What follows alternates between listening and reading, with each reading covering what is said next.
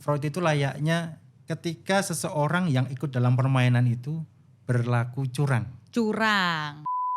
Ada lagi kejadian terakhir itu kan yang orang berupaya untuk menciptakan seolah-olah dia mati ya. Wah, Di memasukkan wilayah kematian gitu ya. masukkan kematian di wilayah Bekasi kalau nggak salah. Masukin surat dokter. Nah, dulu absen kuliah, pasti pernah kan absen kuliah, minta surat sakit dari dokter. Itu sebenarnya juga fraud ya. Tapi Mas ada resikonya gak sih Mas jadi investigator nih? Aku dari tadi nanya kayaknya, wah seru ya, pekerjaannya seru-seru. Tapi pasti ada resikonya gak sih?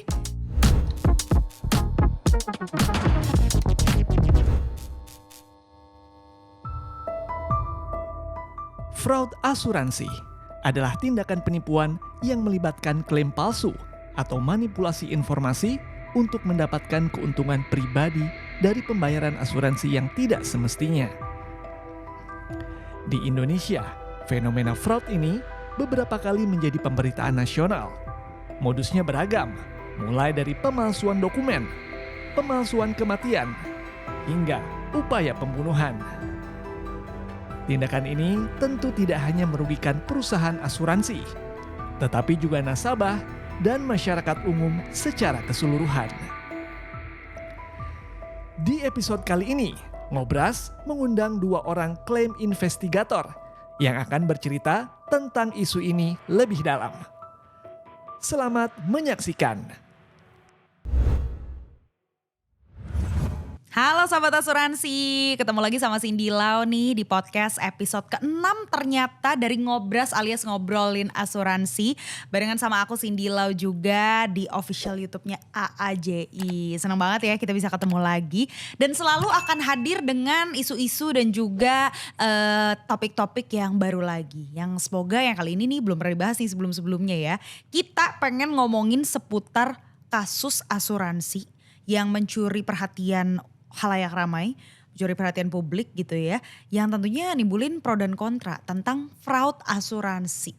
Tuh kecurangan-kecurangan, hal-hal yang tidak sepantasnya dilakukan gitu ya di asuransi, tapi bisa ada gitu. Nah kita pengen tahu sebenarnya fraud asuransi itu apa aja sih, contoh-contohnya, pelaku-pelakunya itu siapa aja, hukumannya tuh sebanyak apa gitu ya kalau ketahuan ya. Maka dari itu di podcast kali ini kita lebih kenal lebih dalam soal fraud dalam industri asuransi yang semoga nih teman-teman jangan sampai lakuin gitu ya. Karena namanya juga kecurangan kan, gak bagus kan. Dan kita akan ngobrol sama yang berpengalaman banget terutama dalam asuransi dan juga menginvestigasi nih kecurangan-kecurangan hari ini. Tamu aku mungkin sudah bisa dilihat di layar ya, ada Mas March Valentino dan juga Mas Wiyana selaku konsultan investigator yang mereka udah berpengalaman lah. Banyak nih ya pengalamannya di bidang fraud asuransi, menginvestigasi kecurangan-kecurangannya. Kita sapa dulu ya. Halo Mas apa kabar? Kita kenalan dulu ya, berarti di sebelah kiri sana ada Mas March Valentino ya. Mas Tino, di sebelah aku persis ada Mas Wiyana yang akrab disapa Mas Wi gitu ya. Sebelumnya nih Mas ya, hari ini berat banget nih temanya nih ya, investigasi gitu. Profesinya judulnya itulah konsultan investigator. Kalau aku pengen nanya dulu ya, ini berarti mas-mas ini menginvestigasi apa aja sih kesehariannya, pekerjaannya? Di kantor yang sama kah? Atau gimana? Oke, Cindy. Kamu di kantor sama ini ya? Oke, satu Kantornya kantor sama, ya. ya. Profesi juga sama? Sama. Sebagai investigator gitu ya. Kalau tugas sehari-hari gitu ya. Kalau tugas sehari-hari kami itu pada prinsipnya adalah melakukan semacam investigasi atau penyelidikan. Penyelidikan? Terkait dengan dugaan fraud yang dilakukan oleh baik dalam internal organisasi ataupun di luar organisasi. Oh gitu. Ya, kita tidak hanya terbatas di asuransi gitu ya, tapi beberapa klien kami itu di perusahaan asuransi.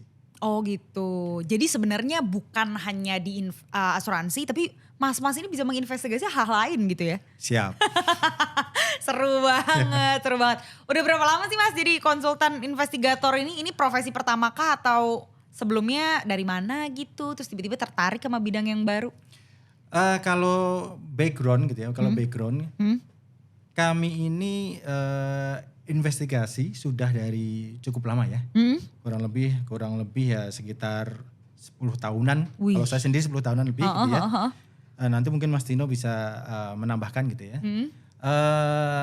Kami apa istilahnya bergerak di bidang investigasi. Pernah bekerja di salah satu lembaga gitu ya, pemerintahan dan sebagainya yang ada kaitannya dengan investigasi dan sebagainya. Wih, seru. Kalau Mas Wi kurang lebih 10 tahunan. Kalau Mas Tino apakah sama kurang lebihnya? Kalau saya lebih junior, mungkin 7-8 tahun bergerak di bidang investigasi. Wih, tapi seru ya, senang nih menginvestigasi. Nggak pusing Mas kerjaannya? Gimana ya, setiap pekerjaan tuh pasti ada sesuatu yang membuat kita bersemangat. Nah, Tapi terkadang bisa juga membuat kita down. Oke. Tapi itulah hidup. yes, Ya. sedap. Sama ya, semua pekerjaan ya sahabat asuransi ya, mau apapun yang dihadapi tuh bisa kayak gitu, setuju saya ya kan. Yang bikin semangat ada, yang bikin pusing juga ada gitu kan. Khusus hari ini nih mumpung kita di ngobrolin seputar asuransi ya mas-mas ya. Kita pengen tanya seputar fraud-fraud asuransi nih ya kan. Mungkin lebih kepada definisi dulu nih atau pengertian. Banyak orang yang mungkin udah sering dengar fraud tapi tuh belum tahu apa sih fraud asuransi itu sebenarnya. Kita analogikan sederhana aja Cindy. Fraud itu kalau kita permainan gitu ya. Kalau kita ada permainan dan sebagainya.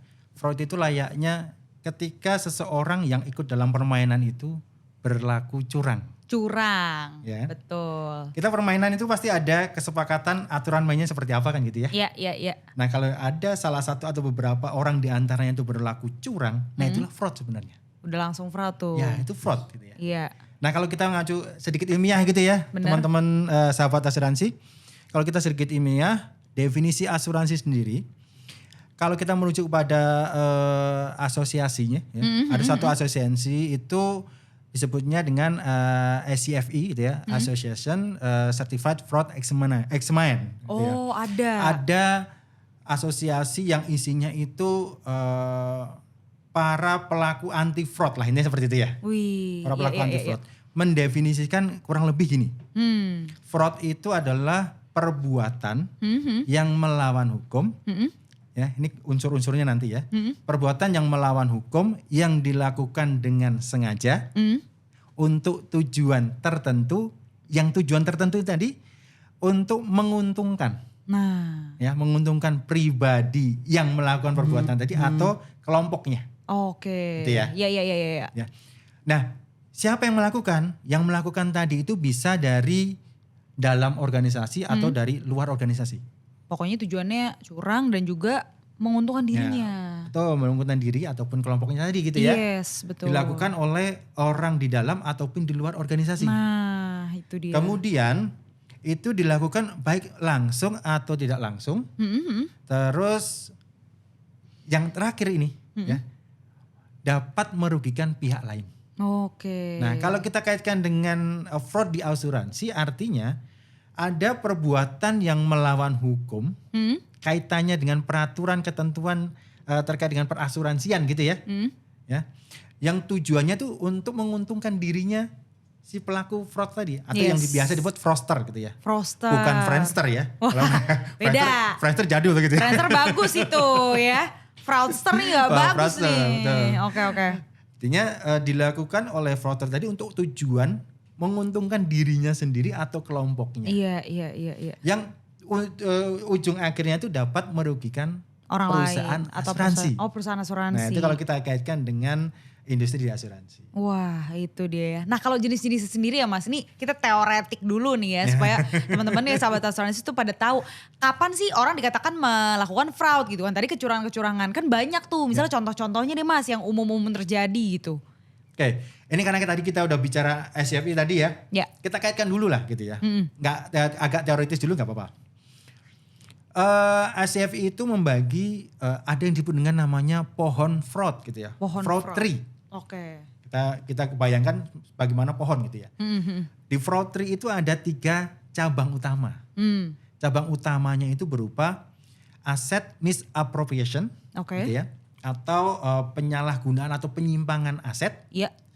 Kedua itu ada corruption, korupsi gitu ya. Ketiga itu terkait dengan fraudulent statement. Oke. Kesalahan dalam pernyataan dan sebagainya. Gitu ya. Pernyataan, iya. Itu 3 hal. 3 hal, 3 cabang utama dari fraud. Benar. Nah umumnya kalau fraud di asuransi itu pada 2 cabang utama. 2 cabang Yang utama. pertama aset appropriation gitu. Iya, Sampai belibet ya. Iya. Atau penyalahgunaan atau penyimpangan aset gitu ya. Iya. Kemudian yang kedua lebih pada corruption. Korupsinya. Yes. Kenapa kami nyebut korupsi? Karena ada unsur, nanti ada unsur suap, unsur pemerasan dan sebagainya gitu ya. Nah itu kalau kita bicara klasifikasi menurut SCFA tadi. Nah kalau kita bicara spesifiknya, ini contoh-contohnya apa sih fraud-fraud yang di asuransi gitu ya. Iya. Yang pertama itu ada misalnya nih ya, pemalsuan identitas misalnya gitu ya. Pemalsuan identitas yang digunakan untuk apa? Untuk penyalahgunaan atau pemalsuan klaim. Benar, klaimnya ya. Secara umum itu fraud di asuransi itu terkait dengan pemalsuan klaim. Ya. Penyalahgunaan klaim dan sebagainya gitu ya. Sebagai contoh, sederhananya gini. Misalnya asuransi punya produk terkait dengan asuransi kecelakaan. Ya, yang nasabah yang mengalami kecelakaan kemudian misalnya cacat tetap gitu ya, dapat yang dapat mengklaim kemudian premi dapat dicairkan dan sebagainya gitu ya. Yes. Nah ada beberapa nasabah yang melakukan tindakan yang tidak terpuji, ya. Melakukan pemalsuan, entah pemalsuan dari sisi dokumennya, ya, atau pemalsuan dari sisi kejadian kecelakaannya, ya. Bisa jadi misalnya gini, bisa jadi tidak ada kecelakaan di sana atau kecelakaan ringan saja, tapi dibuat-buat seolah-olah kecelakaannya berat, harus catat tetap dan sebagainya gitu ya. Didukung dengan dokumen-dokumen yang dibuat-buat dan sebagainya gitu ya. Gitu. Sehingga si nasabah tadi itu mendapatkan keuntungan tadi. Benar. Dari definisinya ya, keuntungan yang seharusnya mereka tidak berhak. Dan merugikan si perusahaan asuransi. Tentu saja merugikan asuransi. Gitu. Itu yang paling umum terjadi, yang paling banyak itu ya Mas yang umumnya. Umumnya terjadi gitu. Mungkin kalau ke Mas Tino dulu nih sekarang ya. Pasti kan kalau melakukan kecurangan gitu, apalagi ntar ketahuan. Nah diketahuannya ini kan sama mas-mas ini dong ya. Mereka yang memergoki, mencurigai lah ya intinya gitu ya. Ada kasus-kasus. Itu ada undang-undangnya gak sih Mas? Atau hukumannya nanti bisa jadi apa gitu Mas? Ya, pada dasarnya yang secara umum itu pelaku fraud di bidang asuransi ini dari 2 sumber ya. Baik itu dari internal perusahaan asuransi maupun dari eksternal. Untuk pelaku yang berasal dari dalam asuransi, dari internal asuransi, itu diatur di Undang-Undang Perasuransian, Undang-Undang 40 tahun 2014. Betul. Gitu. Kemudian untuk eksternal yang pelaku fraud asuransi itu berasal dari luar, itu diatur di KUHP yang baru ya, Undang-Undang Nomor 1 tahun 2023. Oke, baru banget gitu, tuh ya, baru. lumayan. Nah, kita coba fokus ke pelaku yang di luar asuransi ya. Di luar asuransi itu contohnya siapa aja tuh Mas kira-kira yang biasa melakukan fraud? Biasanya nasabah asuransi, pemegang polis maupun sindikatnya, gitu. kawan-kawannya gitu. Iya. Jadi pada intinya kan mereka melakukan sebuah penipuan ya. Iya. Melakukan penipuan. Penipuan itu bisa memalsukan, intinya pemalsuan. Yes. Pemalsuan informasi, baik itu identitas, baik itu kejadian, maupun suatu keadaan. Tadi yang seperti dijelasin sama Swi juga. Ya. Mungkin kalau bisa diperkenalkan saya mau coba lihat contekan dulu sebentar. Boleh. Jadi di pasal 396 ya, dipidana dengan pidana penjara paling lama 3 tahun 6 bulan setiap orang yang membuat secara tidak benar atau memalsukan surat keterangan dokter tentang ada atau tidak ada penyakit, Wah. kelemahan atau cacat dengan maksud untuk menyesatkan pejabat yang berwenang atau penanggung asuransi. Udah ada hukumnya tuh ya. Jadi dia tuh menciptakan sebuah informasi palsu kan. Yes. Kemudian yang di huruf B-nya, mempergunakan surat keterangan dokter yang tidak benar atau dipalsu, seolah-olah surat tersebut benar atau tidak palsu dengan maksud untuk menyesatkan pejabat yang berwenang atau penanggung asuransi. Tuh. Ada lagi kejadian terakhir itu kan yang orang berupaya untuk menciptakan seolah-olah dia mati ya. Wah, Di memalsukan wilayah kematian gitu ya. Memalsukan kematian di wilayah Bekasi kalau nggak salah. Supaya dia itu bisa mendapatkan keuntungan dari berita kematian tersebut. Iya. Kalau menurut saya atau bisa dicocokin dengan pasal ini di pasal 498, itu setiap orang yang dengan tipu muslihat menyesatkan penanggung asuransi mengenai hal yang berhubungan dengan asuransi sehingga penanggung asuransi tersebut membuat perjanjian yang tidak akan dibuatnya dengan syarat yang demikian jika diketahui keadaan yang sebenarnya. Jadi kalau misalkan perusahaan asuransi tersebut mengetahui bahwa yang bersangkutan nggak meninggal dunia, pasti kan nggak ada benefit yang akan diterima ya. Betul. Tapi karena sang pemegang polis ini memberikan informasi palsu atau teman-temannya ya, karena nggak mungkin dia melakukan sendirian kan. Benar, pasti kerjasama pasti gitu kerjasama. Jadi untuk pemalsuan kematian ini nggak mungkin dilakukan seorang diri. Pasti ada teman-temannya. Nah itu cukup harusnya skenario itu harusnya rumit. Harusnya rumit. Tapi syukurnya bisa ketahuan dengan mudah gitu ya. Jadi nggak ada pihak yang dirugikan lebih lanjut. Waduh, serem juga tuh ya. Sampai ikhlas dan rela memalsukan kematian gitu. Kalau soal dokumen-dokumen mungkin ya masih masuk akal gitu ya. Tapi kematian bener juga ya. Akhirnya melibatkan banyak orang dan tentunya semuanya bisa diusut gitu ya. Berarti kalau misalnya kita Mas ya, nih yang umum terjadi nih Gen Z dan juga rekan-rekan millennials. Masukin surat dokter.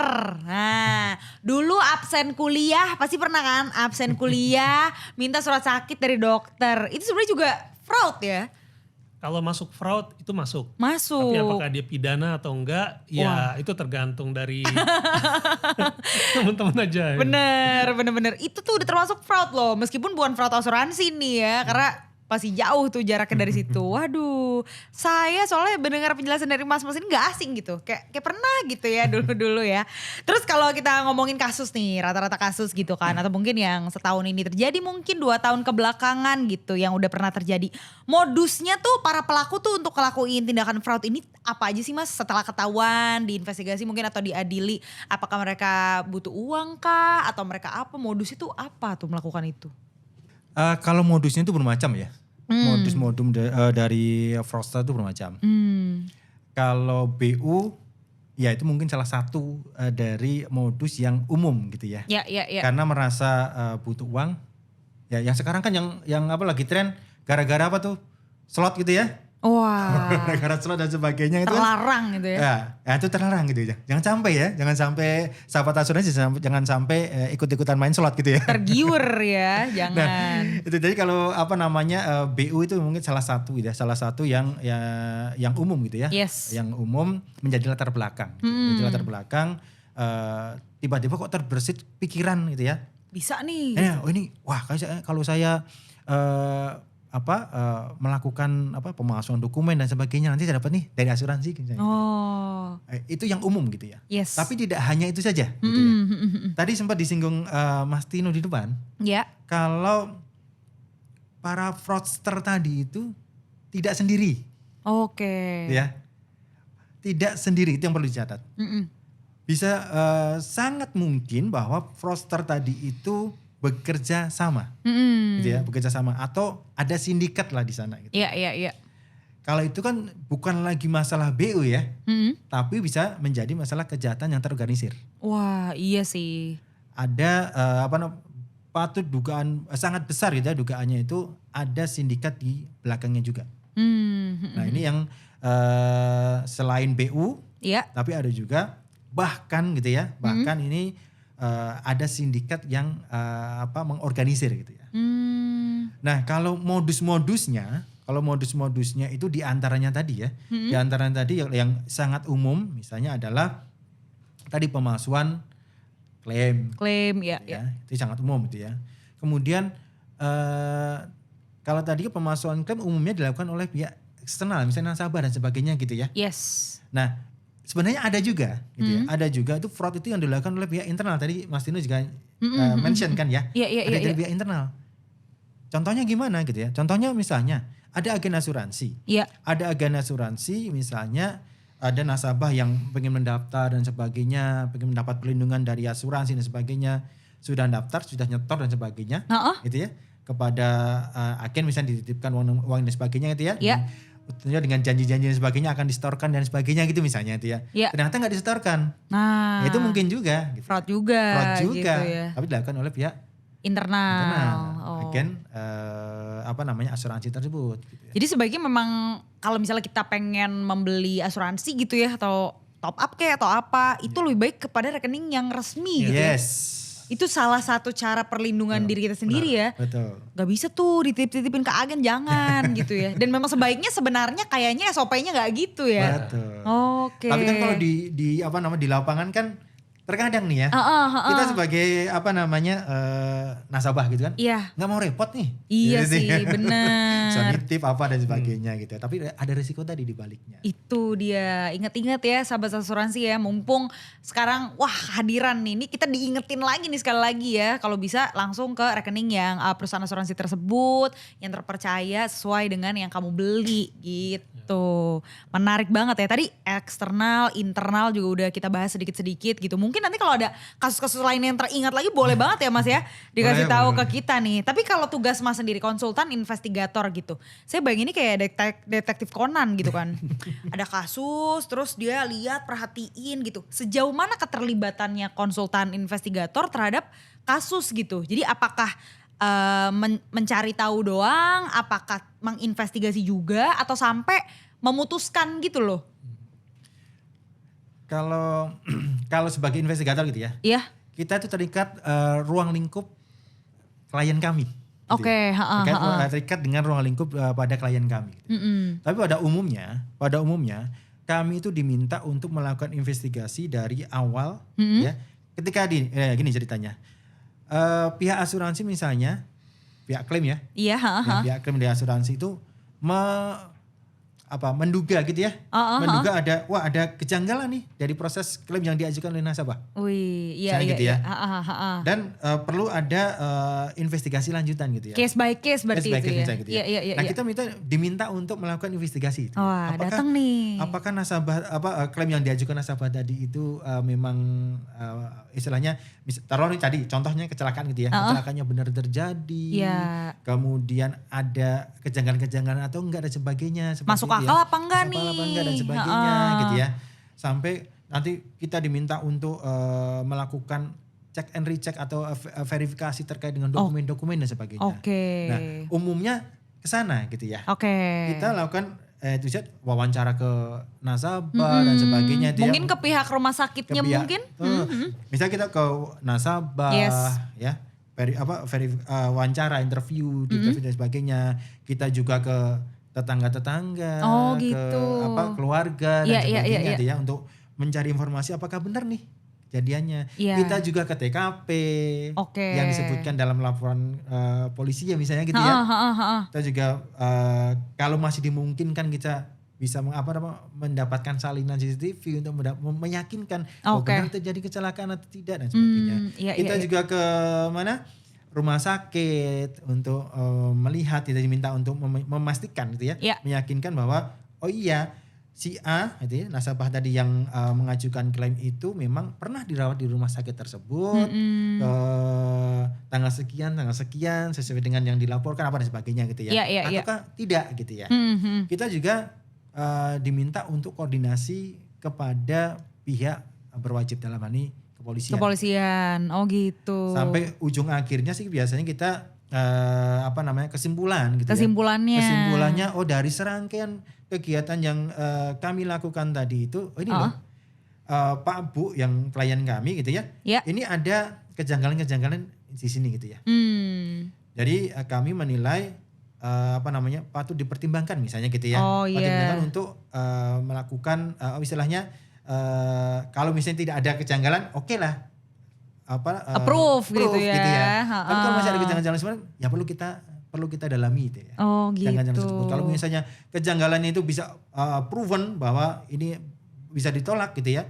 Ya kami rekomendasi untuk pertimbangkan untuk tidak approve gitu ya. Tidak approve gitu, sesuai dengan apa yang udah dilakukan tadi peninjauan tersebut ya. Waduh, panjang juga nih prosesnya nih sahabat asuransi ya. Mungkin kalau sekarang ke Mas Tino nih aku pengen nanya juga ya. Biasanya indikasi-indikasinya ada gak sih Mas? Ini kan biasanya Mas di hire sama si perusahaan asuransinya pasti. Cuman kalau udah berpengalaman biasanya, makin lama kan kasus-kasus tuh makin ketebak ibaratnya gitu loh. Ini kayaknya ada deh, ini kayaknya ada. Ada gak tuh biasanya kalau udah lama gitu ya, indikasi-indikasi yang menentukan kayaknya ini fraud? Lebih mudah gitu kelihatannya. Ya, nanti mungkin bisa dibantu Mas Wi. Iya. Memang ada beberapa indikasi bahwa ini fraud atau enggak ya. Tapi ini bukan menunjukkan ini benar fraud ya. Oke.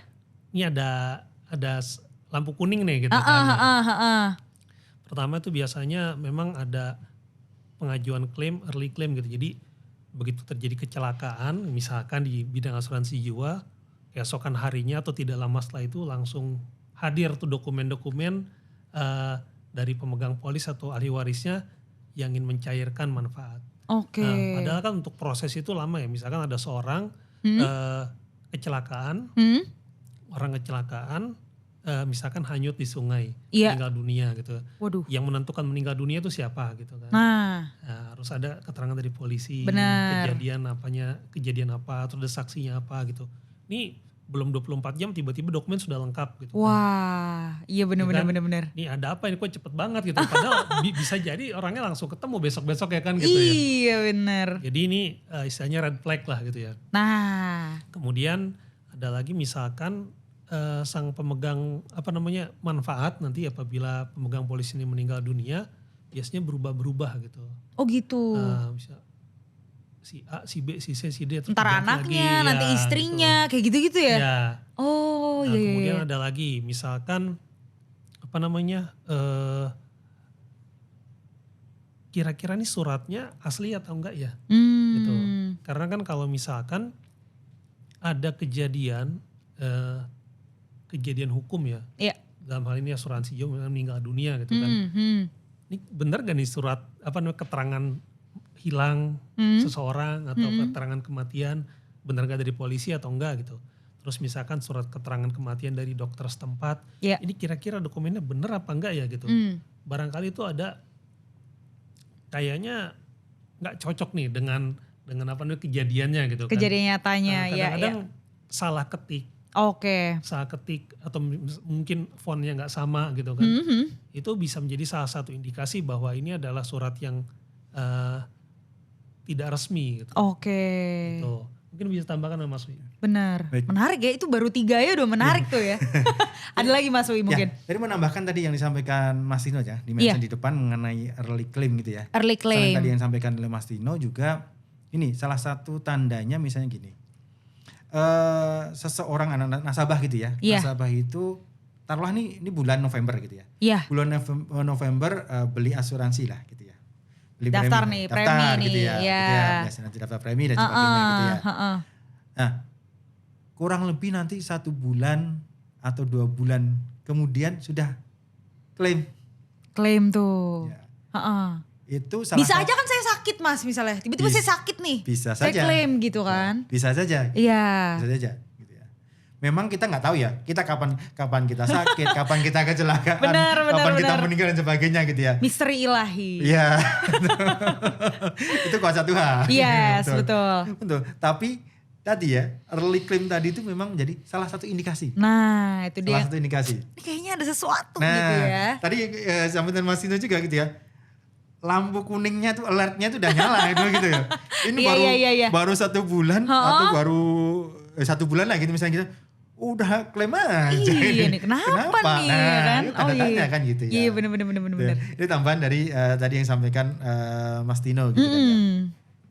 termasuk juga ini Cindy, kaitannya dengan tadi ya pemalsuan dokumen dan sebagainya itu ya. Itu yang umum gitu ya. Bagi teman-teman di klaim asuransi itu ya, itu yang sudah pengalaman pasti akan ngeh gitu ya. Iya. Ada misalnya nih, contoh ada tanda tangan yang misalnya antara satu dokumen pada saat pendaftaran misalnya gitu ya, dengan ini taruh misalnya untuk kecelakaan misalnya gitu ya. Kita nyambung dengan yang tadi ya. Yang nasabah dengan pada waktu pendaftaran kemudian pada saat klaim dicocokkan, loh kok kayaknya beda nih. Guratan tanda tangannya beda dan sebagainya gitu ya. Iya. Ada keraguan-keraguan pada saat menandatangani atau dan sebagainya itu bisa juga menjadi lampu kuning gitu ya.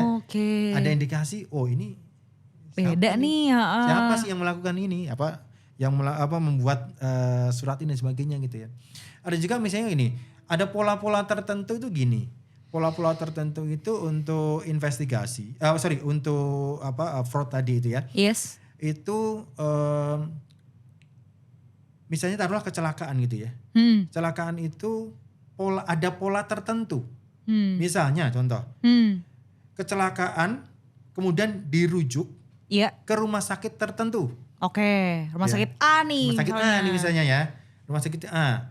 Meskipun jarak kecelakaannya, TKP-nya, tempat kejadian perkaranya itu dengan rumah sakitnya jauh. Oh iya benar. Ya kan? Iya. Tapi kok rujukannya kok kesana gitu. Semua gitu ya. Nah ini ada apa kan gitu. Wah menarik sih. Ini jadi bagi teman-teman di klaim asuransi pasti tanda tanya nih.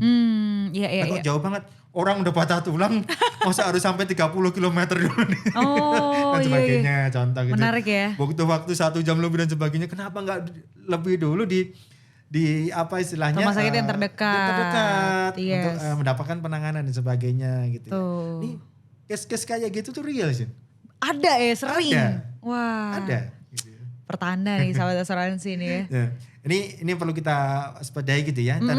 Ada kejanggalan-kejanggalan dalam dokumen-dokumen proses klaim perlu kita lihat gitu ya.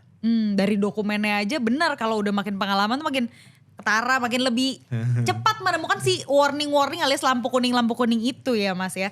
Udah diceritain semua fraud-fraudnya yang mungkin terjadi. Nah berarti sekarang nih apa nih yang bisa kita lakukan gitu ya untuk mencegah ini. Jangan sampai kalau terutama dari dalam internal gitu ya, kalau kita adalah pemegang polis atau kita nasabah atau mungkin pokoknya apa yang terjadi, apa yang bisa kita lakukan buat mengatasi atau mencegah si fraud ini deh, jangan sampai kita kena gitu.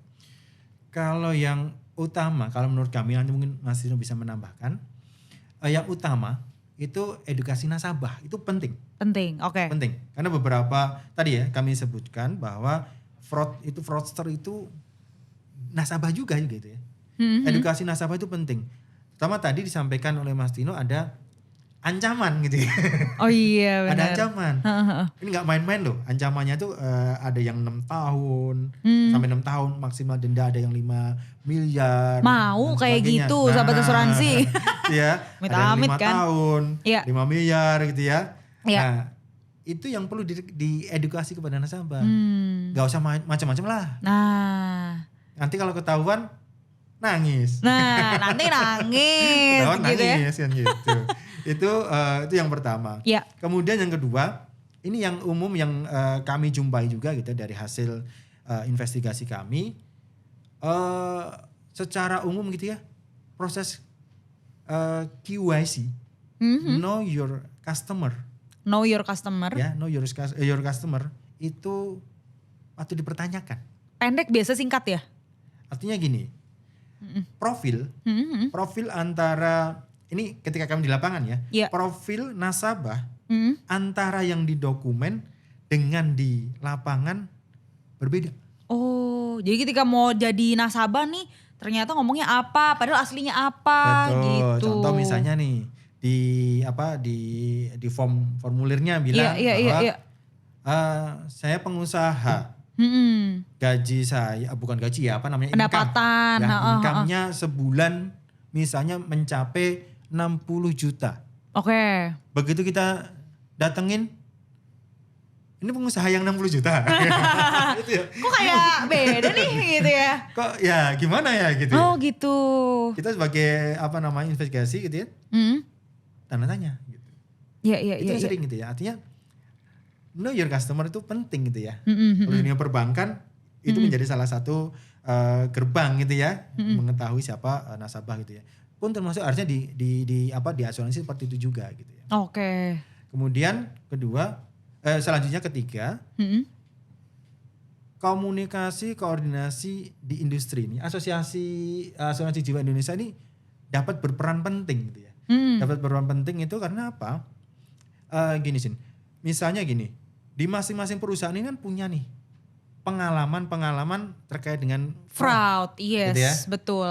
Modusnya kayak gini dan sebagainya. Wah. Masuk nanti mungkin kami juga bisa bisa diskusi dan sebagainya gitu ya. Yes. Tim lapangan tuh modusnya seperti apa dan sebagainya. Nah, informasi-informasi ini menjadi sangat penting. Jadi sangat penting apa? Ketika ini dikumpulkan, ya, ada membentuk suatu pola tertentu yang bisa kita pelajari bersama. Kemudian kita lakukan mitigasinya. Nah, ketahuan nih sharing-sharing ini tadi ya. Sharing-sharing tadi kan ada insight-insight baru kan. Iya, gitu iya. pernah kejadian kayak gini loh di tempat saya, kayak gitu di tempat saya. Nah kita kumpulkan, polanya kurang lebihnya seperti ini. Tuh. Jadi ada nanti bisa kita tarik data atau informasi terkait dengan fraud asuransi itu dan kita bisa memitigasinya ke depannya supaya tidak terjadi lagi. Iya, karena mungkin dari kasus-kasus yang sama gitu ya. Kurang lebih sama kasus. Tadi menarik Mas yang kasus pemalsuan identitas atau enggak kecelakaan yang tadi barusan gitu ya. Banyak nih kasusnya, tadi Mas Wi sempat ngomong banyak. Seberapa banyak sih kalau boleh tahu? Celah. Tapi semoga sih aku harap gak banyak-banyak banget karena aku beneran pakai asuransi tuh beneran jujur nih selama ini kalau aku gitu ya. Dan aku yakin juga banyak ya agen-agen yang semoga bekerjanya amanah gitu. Emang sebanyak itu gak sih Lebih banyak yang jujur apa yang gak jujur? Kalau lebih banyak yang jujur. Tentu ya, amin, tentu. Amin, approve. Kita harus jadi orang jujur kan gitu ya. Iya benar. Masuk ke dalam yang majority dong. Dong ya. Nah ini kan kita lihat dari penelitian saja gitu ya. Iya. 2015 gini datanya, salah satu datanya dari Pak Deddy Kristianto itu bilang sekitar 15 sampai 18-an kalau untuk asuransi jiwa aja gitu ya. Asuransi jiwa per tahun tuh 15 sampai 18-an kasus. Case. Oke. Nilai kerugiannya bisa mencapai ratusan miliar. Karena kan besar-besar nih kalau ya. Bener. Gitu ya. Iya. Nah, kalau produk asuransi yang lain gitu ya. Iya. Ya cukup banyak gitu ya. Cukup banyak. Kalau dari sisi kuantitasnya, jumlahnya gitu ya. Istilahnya yang nggak perlu kita kuantifikasi nilainya jumlahnya berapa dan sebagainya gitu ya. Yes. Tapi ini cukup perlu menjadi perhatian gitu ya. Merugikan karena karena potensi kerugiannya di pihak asuransi itu cukup relatif besar. Iya. Kami nggak mau istilahnya ketika dikuantifikasi itu menjadikan orang nggak mau berasuransi. Enggak, jangan gitu. Jangan. Karena apa? Karena yang sifatnya tadi ya. Tuhan tuh maha adil lainnya gitu ya. Kan maha adil.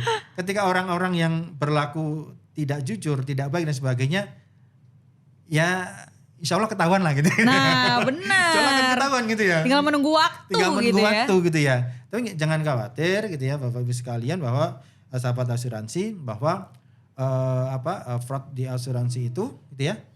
Itu sebenarnya bisa terdeteksi gitu ya. Nah, selama kita bekerja sama antar perusahaan asuransi tersebut. Itu akan lebih mudah gitu. Benar. Dari sharing-sharing tadi mungkin kasus-kasus dan pasti dibantu juga sama teman-teman konsultan investigator ini gitu kan ya. Bisa lah, dan kalau ada modus-modus yang sama tuh kan pasti lebih gampang gitu untuk mengidentifikasi masalah-masalah yang ada gitu kan ya Mas ya. Wah luar biasa. Tapi kalau perkembangan teknologi sendiri nih Mas, kan sekarang beberapa asuransi banyak yang klaimnya udah pakai aplikasi lah, udah pakai apa. Teknologi semakin canggih gitu.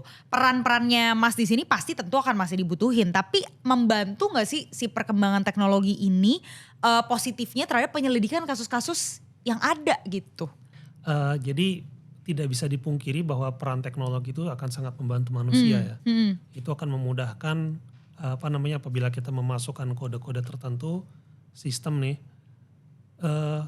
kita bisa masukkan apa aja yang bisa menjadi red flag gitu, apa aja yang normal atau enggak gitu. Begitu ada satu indikator masuk, nah kelihatan ini kan bahwa wah ini nggak normal nih seperti ini, anomali nih gitu kan.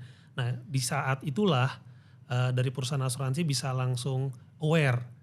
Oke, diteruskan dulu, tapi di sisi yang lain coba di cross check lagi, diinvestigasi lebih lanjut apakah ini layak atau enggak.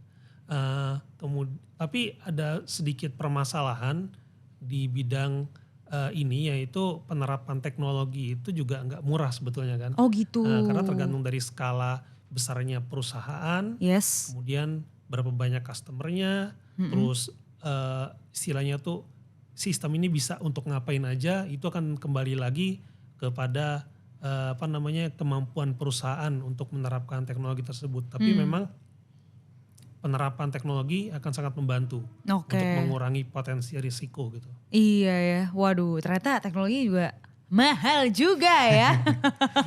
Bisa menambahkan itu ya? Boleh Mas. Nanti kaitin dengan pelaksanaan investigasi dan sebagainya gitu ya. Nah, tadi kaitannya dengan teknologi gitu ya. Kalau sekarang kan kita bicara teknologi itu tidak lepas dari adanya big data, kemudian data analitik, machine learning dan sebagainya gitu ya. Nah tadi sangat membantu gitu ya, sangat membantu ketika perusahaan asuransi itu untuk informasi nasabah dan sebagainya itu sudah dalam bentuk data yang bisa nanti dianalisa gitu ya. Itu akan sangat membantu. Tadi sempat disinggung Mas Tino juga bahwa ini membantu dalam nanti membentuk pola-pola tertentu. Kita bisa melakukan analisa, nanti kita bisa lihat kurang lebihnya ada anomali-anomali di mana gitu ya. Dalam proses klaim apa dan sebagainya gitu ya. Nah, itu kalau kaitannya dengan data atau informasi dari nasabah gitu ya. Nah, kita bisa menunggu juga ya, kaitannya dengan proses investigasi gitu ya, Cindy. Kita memanfaatkan teknologi tadi. Salah satunya apa gitu ya. Teknologi yang sekarang berkembang ini kan sosial media misalnya gitu ya. Sosial media. Ada IG, Facebook apa dan sebagainya gitu kan ya. Kemudian dalam salah satu metode kami ketika melakukan investigasi itu kita menggunakan metode salah satunya namanya OSINT gitu ya. OSINT. OSINT. OSINT, oke. Ya, Open Source Intelligence gitu ya. Oke. Ya, Open Source Intelligence. Artinya kami memanfaatkan sumber-sumber data yang terbuka yang ada di internet untuk mencari gitu ya, informasi target kita. Ya. Kita mencari informasi. Dari mana informasi atau data yang kita cari tadi? Beberapanya gitu ya. Beberapanya itu dari sosial media. Sosial media, ya. Orang-orang umumnya apa istilahnya? Flexing. Harta ya. Update status dan sebagainya itu ya. Ini bisa kita manfaatkan gitu ya. Bisa kita manfaatkan untuk melihat misalnya, atau ada yang bilang kecelakaan di daerah sini tanggal sekian sekarang dirawat ini gitu ya. Ada juga kan yang orang yang sering tiap hari update, wah saya lagi kecelakaan lagi di rumah sakit, dan sebagainya. Nah itu membantu. Iya benar. Jika memang benar itu bisa ada gitu ya.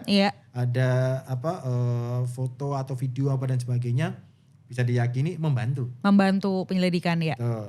Tapi lain halnya kalau misalnya pada saat kejadian dan sebagainya, tanggal sekian mungkin lupa gitu ya. Gak ada apa-apa nih kelihatannya.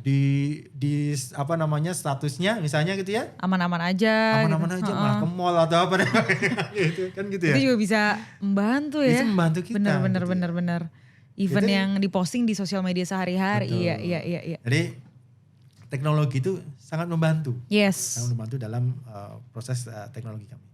Menarik tadi Mas, aku dengar metode tadi ada metode OSINT gitu ya. Mungkin secara singkat boleh dikasih tahu gitu ya metode-metode yang digunain tuh untuk mengungkap kasus-kasus fraud tuh ada apa aja sih selain tadi yang OSIN itu? Oke, umumnya kalau investigasi yang kami lakukan itu kan ada 2 ya. Ada 2. Yang investigasi yang sifatnya tertutup dan terbuka. Oke. Investigasi, kita mulai dulu yang terbuka gitu ya. Boleh. Investigasi terbuka itu kita secara terang-terangan memberikan informasi kepada nasabah, kepada pihak-pihak yang terkait gitu ya. Iya. Bahwa kami ya diutus oleh perusahaan Asuransi. X misalnya ya.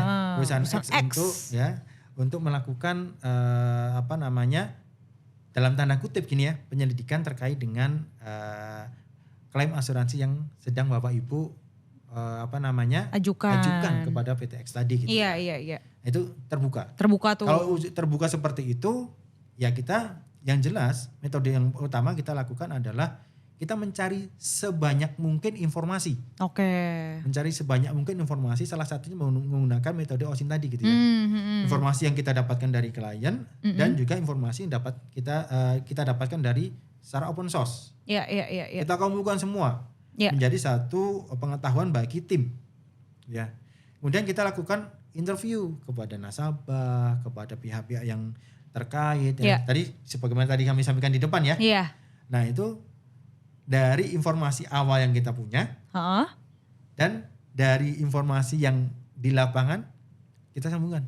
Cocok logi nih. Cocok logi enggak nih? Iya gitu ya. betul. Kalau cocok oke dan sebagainya oke. Artinya apa yang disampaikan oleh pihak-pihak tadi itu sesuai nih dengan informasi awal yang kita punya.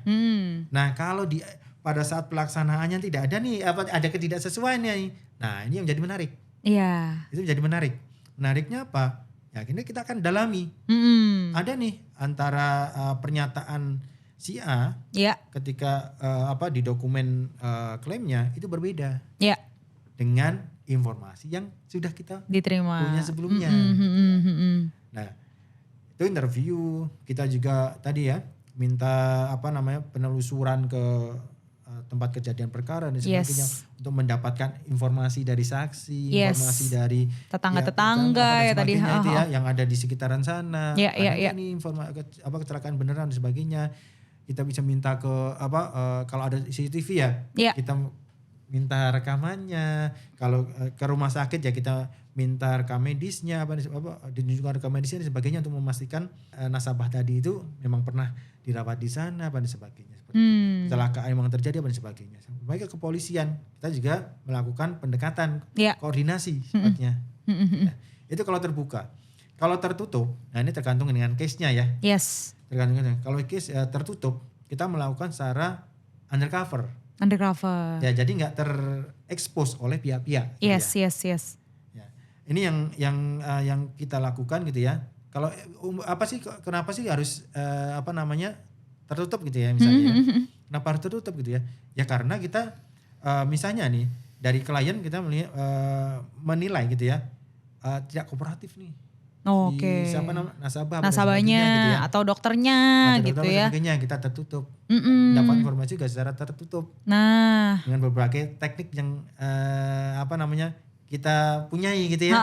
Belum bisa keluar gitu nih gitu ya. Kita dapat informasi dan sebagainya seperti itu.